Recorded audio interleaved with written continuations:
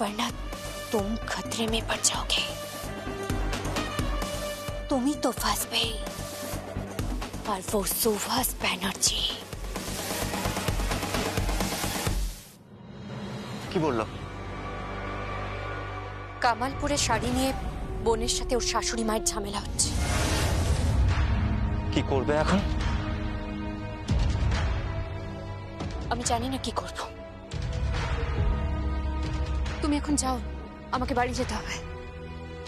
হ্যাঁ, আজ তো আবার একাদশী। আমি পারবো না, আমি এসব করতে পারবো না। তোমাকে পারতেই হবে ছিলাম। আমাকে যদি ভালোবাসো তোমাকে পারতেই হবে।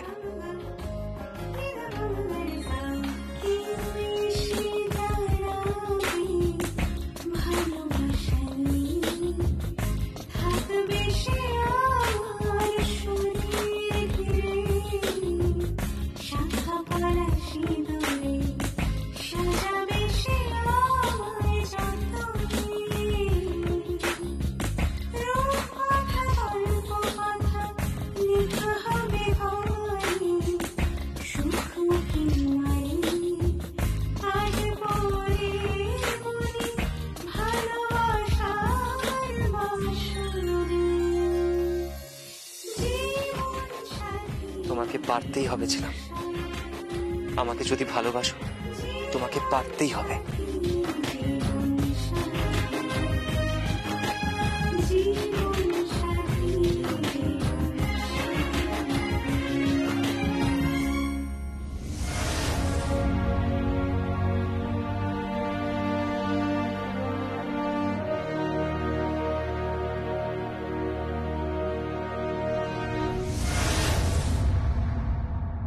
আমি তোমাকে বলছি বৌদি, এই প্রিয়ম হলো পাক্কা খেলোয়াড়।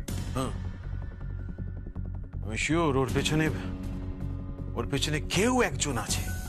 তাহলে বলো না, আমাদের সংকল্প যে মাইনে পায় প্রিয়মের পক্ষে সম্ভব এতগুলো টাকার শাড়ি তোলার? তাছাড়া আমি খবর নিয়ে জেনেছি কোনো ব্যাংক থেকে কোনো ব্যাংক লোন প্রিয়ম নেয়। আর সেই জন্যই তোমাকে এত জোর দিয়ে বলছি বৌদি, প্রিয়মের পেছনে কেউ না কেউ একজন নিশ্চয়ই আছে যে কিনা আসল খেলাটা খেলছে, যে ছায়া যুদ্ধ করছে। কে?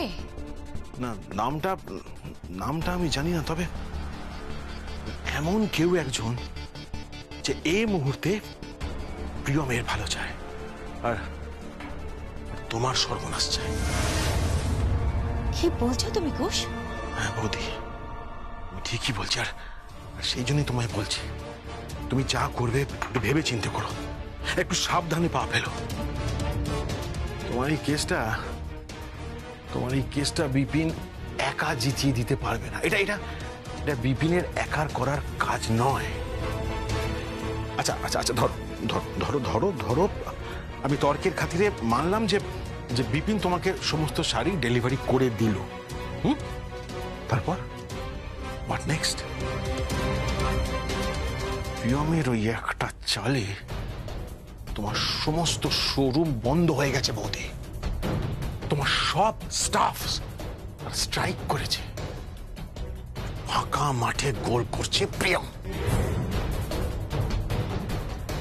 বৌদি জাস্ট ভাবো তো, তোমার কত দামি দামি নকশা করা শাড়ি, জামদানি, কাঞ্জিভারম, বালুচারি থেকে শুরু করে র silk, kantha silk, jute silk, art silk, linen, পশমিনার মতো দামি দামি শাড়ি বৌদি সব পড়ছে, সব ধুলো পড়ছে এগুলোর গায়ে। জাস্ট ইমাজিন কত কোটি টাকার লোকসান। তোমার কোম্পানির বিজটাই নড়ে যাবে বৌদি। সেই জন্যই বলছি, যত তাড়াতাড়ি সম্ভব সুপর্ণাকে বের করো আর তোমার শোরুমগুলো খোলো। একবার তোমার শোরুমগুলো খুললেই ব্যাস, প্রিয়ম শেষ।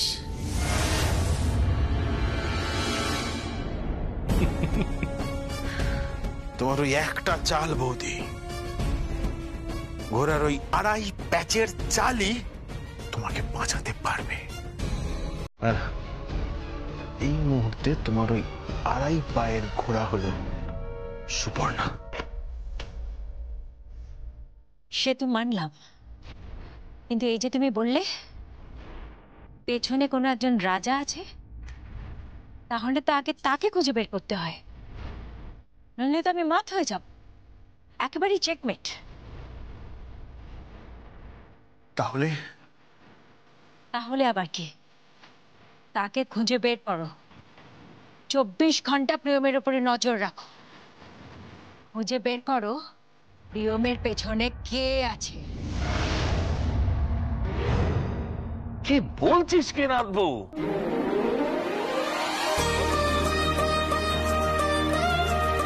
তুই নিজে শোরুম কিনছিস? হ্যাঁ, এই শহরে শোরুম খুলছিস? আরে আমি তো ভাবতেই পারি না। এই না হলে ব্যানার্জি বাড়ির বউ। জানিস তো, তোর শাশুড়ি মা ঠিক এইভাবে ব্যবসা শুরু করেছিল। ওর অনেক উঁচু স্বপ্ন ছিল, তা সেই স্বপ্নটা পূর্ণ করতে কি পাগলের মতোই না পরিশ্রম করেছিল। সঙ্গে ছিল আমার ছেলে বিভাস। সেই সেলাই টেক্সটাইল আজ কত উঁচুতে উঠে গেছে। তুই যোগ্য শাশুড়ির যোগ্য বৌমা হয়েছিস। আরে বলছি, এই শোরুমের কি নাম দিয়েছিস? সংকল্প স্টোর্স। হ্যাঁ, এই তো চাই, স্বামীর নামে শোরুম, সংকল্প স্টোর। আমি জানতাম না আমার মেয়ে এতটা নিচে নেমে গেছে।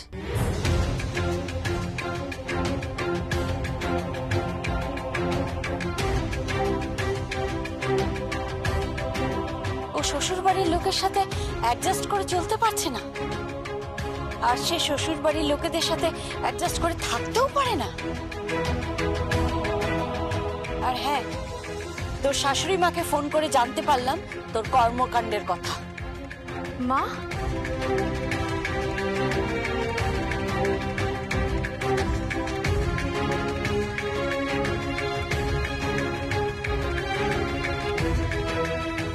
তুই শ্বশুর বাড়িতে এইসব কাণ্ড ঘটাচ্ছিস? হ্যাঁ, আমি তোকে এই শিক্ষা দিয়েছি বল? আমি তোর বাবা, আমরা কি তোকে এই শিক্ষা দিয়েছি? বল, চুপ করে আছিস কেন? মুখ করে বল, কথার উত্তর দে।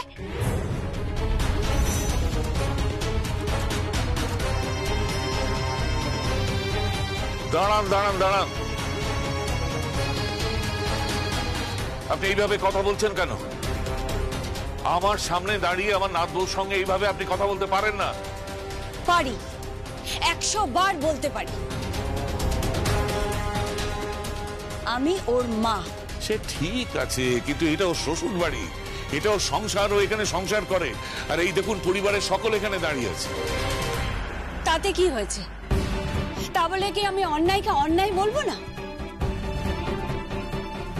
তো লজ্জা করে না? সেলাই টেক্সটাইল কোম্পানির মালকিনের বাড়িতে আছিস তুই, ওদের এত বড় কোম্পানি, তার উপর তুই আবার একটা নতুন কোম্পানি খোলার চেষ্টা করছিস। তুই ভুল করছিস, বন্ধ করে সব। হ্যাঁ, তুই কি বলছো সব? উনি ভুল তো কিছু বলেননি। আমি নিজে বৌদিকে বলেছিলাম যে বৌদি, আমরা সবাই মিলেমিশে ব্যবসা করতেই পারি। হঠাৎ সংকল্প স্টোরসের কি দরকার ছিল? তোমার শাশুড়ি মা নিজে তার শোরুমে তোমাকে নিয়ে গেছিল। উনি চেয়েছিলেন যে আমাদের ফ্যামিলির বিজনেস সেলাই টেক্সটাইলে তুমি জয়েন করো, কিন্তু তুমি তা না করে আলাদা ব্যবসা শুরু করছো। এত লোভ তোমার! আমাদের সংসারে ভাঙন ধরাচ্ছ। বাবা মা শিক্ষা না দিলে যা হয় আর কি। মাফ করবেন, আমরা ওকে যথেষ্ট ভালো শিক্ষা দিয়েছি। তাহলে আপনার মেয়ে সব কাজ করছে কেন? সেটাই তো বুঝতে পারছি না। এই, তোর মাথাটা কে খেয়েছে বলতো? বল তোর মাথাটা কে খেয়েছে? চুপ করে থাকিস না, কথা বলছিস না কেন? বল। আপনার ভুল হচ্ছে। আসলে ওর আলাদা করে ব্যবসা করার একটা কারণ আছে। কারণ যাই হোক বাবা, ও আমাদের বাড়ির বউ, ও অনেক অন্যায় করেছে, অনেক ভুল করেছে। হ্যাঁ, রাগের বশে করেছে, সবকিছু তো আমরা ক্ষমা করে দিয়েছি।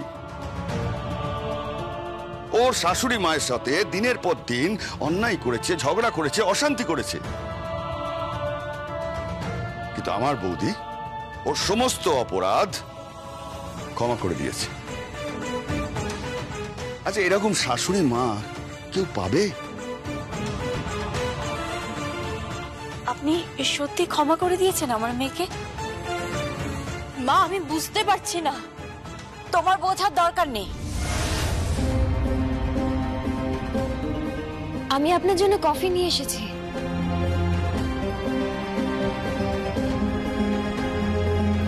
আরে শুধু কফিতে হবে, মিষ্টির ব্যবস্থা করতে। বাড়িতে বেয়ান এসেছে বলে কথা। যা যা যা, মিষ্টির ব্যবস্থা কর। হ্যাঁ, ঠিক তাই।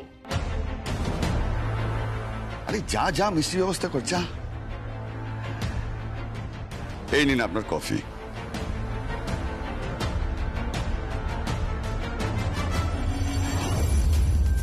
আজ দুটো কোম্পানি এক হয়ে যাবে, তাই না প্রিয়ম?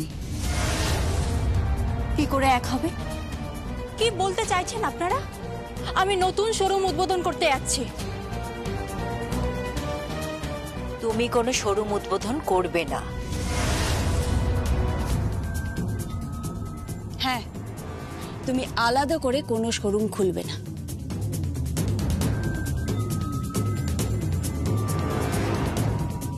প্রিয়ম, যে পরিবারে থাকবে সেই পরিবারের সকলের সাথে মিলে মিশে থাকতে হয়। আমি তো তোমাকে এই শিক্ষাই দিয়েছি, তাই না?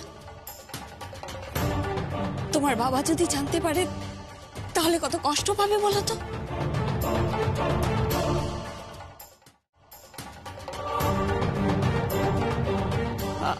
আমরা ভেবেছিলাম তোমার জন্য কোনোদিনও কোনো পাত্র খুঁজে পাবো না, তোমার কোনোদিনও বিয়েই হবে না।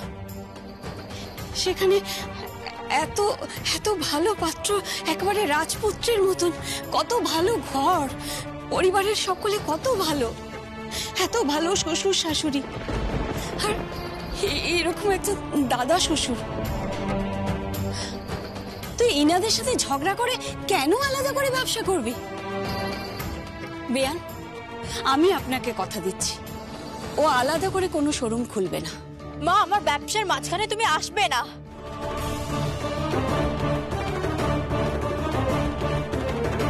কি বললি তুই? হ্যাঁ মা, আমাকে আমার মতো করে বাঁচতে দাও না, তুমি মাঝখানে ঢুকো না। তুমি জানো না। জানার কি আছে? ওনার নতুন করে জানার কি আছে? সংসারে এরকম ছোটখাটো ঝগড়া অশান্তি হয়েই থাকে, তার জন্য এই সিদ্ধান্ত নিতে হবে, নতুন করে ব্যবসা করতে হবে, সংসার ভেঙে দিতে হবে, সারাদিন বরের কান ভাঙাতে হবে। বাপি, এসব তুমি কি কথা বলছো? আরে তুই বল সারাদিন ওর বরের কান ভাঙা কিনা? বরকে নিয়ে এখানে ওখানে ঘুরছে, এখানে অশান্তি করছে, ওখানে। বাই দ্য ওয়ে, আপনি বৌদির বালিগঞ্জের শোরুমের খবরটা জানেন তো? হ্যাঁ হ্যাঁ, খবরে দেখেছি, তার জন্য আমি লজ্জিত। তবুও বৌদি ওকে ক্ষমা করে দিয়েছে। সুভাষ, এসব কি হচ্ছে কি? বাবা, তোমার বয়স হয়েছে, এর মধ্যে তুমি ঢুকো না, আমাকে বলতে দাও। তারপরে জানেন, আমাদের ব্যবসা, বৌদির স্বপ্ন, বৌদির শোরুম, সব ধ্বংস করে দিয়েছে। এত লোভ ওই মেয়েটার। আমি লোভী নই মা, তুমি কোনো কথা বলবে না। আমার সমস্ত কীর্তি আমি পেপারে পড়েছি, আর না, আর যেন এসব না শুনি।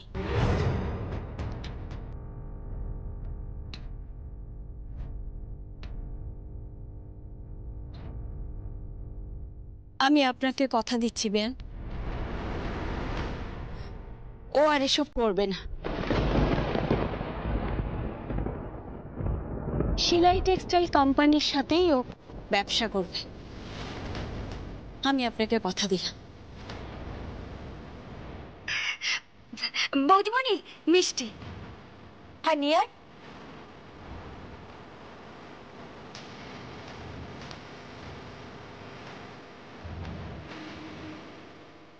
মিষ্টি খানে। না না, আমি আমি মিষ্টি খাবো না। সে কি, একটা মিষ্টি তো খান। দাঁড়।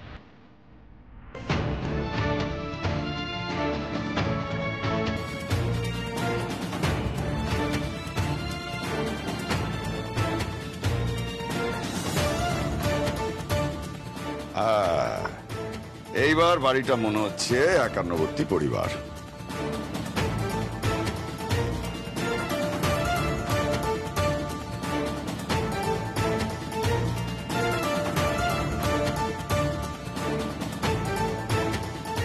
আপনার বড় মেয়ে ঝিলাম কেমন আছে ও?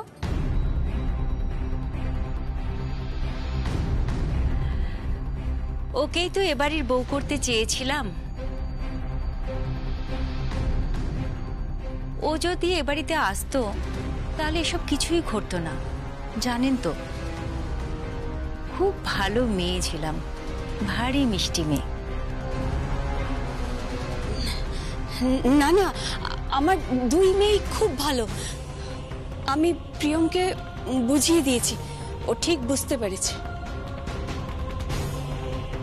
বৌমা, এসব কি হচ্ছে নাকি? এসব কি নাটক চলছে নাকি? আর আপনি কোনো কিছু না বুঝে। প্লিজ বাবা, তুই মাঝখানে থেকো না, যাও ঘরে গিয়ে বিশ্রাম করো। সুভাষ, বাবা,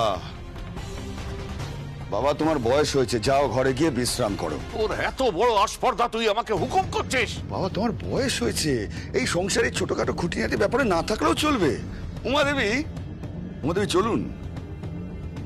কোথায়? বারে, আপনাকে পুরো ব্যানার্জি বাড়িটাকে ঘুরিয়ে দেখাতে হবে তো, তবে তো আপনি বুঝবেন যে আপনার মেয়ে কোথায় ছিল আর এখন কোন রাজপ্রাসাদে থাকে।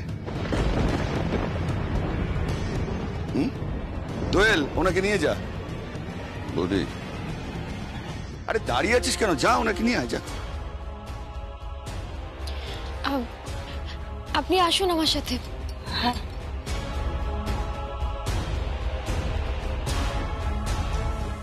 মা, মা! ছি শালম করেছি, তুমি এত নিচে নেমে গেছো। এই মেয়েটাকে তুমি বেঁচে ফেলতে চাইছো? বাবা, ও আমাকে চাল দিচ্ছে প্যাচে ফেলার জন্য, তাই উল্টো চাল ওকে আমিও দিচ্ছি। দেখলেন তো কত সহজে সবকিছু মিটে গেল, কত সহজে মিটে গেল। তুমি শোরুম খুলবে না? পারবে না, তোমার বাবা মা করতে দেবে না।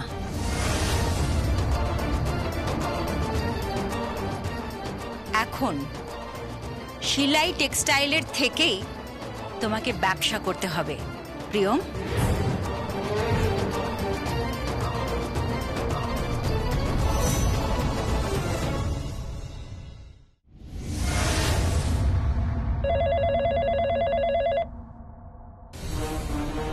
হ্যালো, কে বলছেন? ঝিলাম বলছি, ঝিলাম গাঙ্গুলি। ছিলাম? হ্যাঁ, আপনি আমার বোনকে এভাবে প্যাচে ফেলতে পারবেন না। আপনি চতুর হতে পারেন, কিন্তু এতটাও চতুর নন যে খেলাটা আপনি একাই খেলবেন। ছিলাম? হ্যাঁ, তোমার এত বড় স্পর্ধা! স্পর্ধার আর কি দেখেছেন, সবে তো শুরু। বোন যে এলাকায় শোরুম নিয়েছে, ওই জায়গাটা আমি দেখে এলাম। বেশ ভালো জায়গা, বেশ সুন্দর জায়গা। ওখানেই প্রথম ব্রাঞ্চ হবে সংকল্প স্টোরসের। হবে না, কোনোদিনও হবে না। সে ব্যবস্থা আমি করে নিয়েছি। আমি জানি আপনি আমার মাকে আপনার বাড়িতে নিয়ে গেছেন। এটা আপনার পুরনো খেলা, এসব খেলে আর লাভ নেই। আমি তো আপনাকে আগেই বলেছি, আমি আমার বোনের কোনো ক্ষতি হতে দেব না। সে আপনি আর আপনার পরিবারের অন্য কেউ আমার মাকে যাই বোঝান না কেন, আমি জানি আপনারা নিজেদের স্বার্থ সিদ্ধির উদ্দেশ্যে আমার মাকে ব্যবহার করছেন, কিন্তু কোনো লাভ নেই ম্যাডাম। আপনি আমার বোনের ক্ষতি করতে পারবেন না। লাভ লোকসান তো পরে হবে, আগে এই সমস্যাটা সমাধান করি, তারপরে দেখো কেমন টেনে হিচড়ে তোমাকে এ বাড়িতে নিয়ে আসি। টেনে হিচড়ে কেন? আমি নিজেই যাব আপনার বাড়ি। আপনার বাড়িতে গিয়ে আমার বোনের ফুলশয্যার অনুষ্ঠান করব। ফুলশয্যার ঘর সাজাবো, তারপর নাচ গান, হই হুল্লোড়, হাসি মজা আনন্দ সমস্ত কিছু হবে। আমি নাচবো আর আপনাকেও নাচাবো। ঝিলাম, আপনি কি মনে করেন আপনি একাই ঝিলামকে নাচাতে পারেন? ঝিলাম পারে না। সামনের সপ্তাহে একটা ভালো দিন আছে, সেই দিনেই আমি আমার বোনের ফুলশয্যা ঘোষণা করছি। আমি আসছি আপনার বাড়িতে, ম্যাডাম শালঙ্করা ব্যানার্জি। তৈরি থাকুন, আমিও দেখি আপনি কত বড় খেলোয়াড়।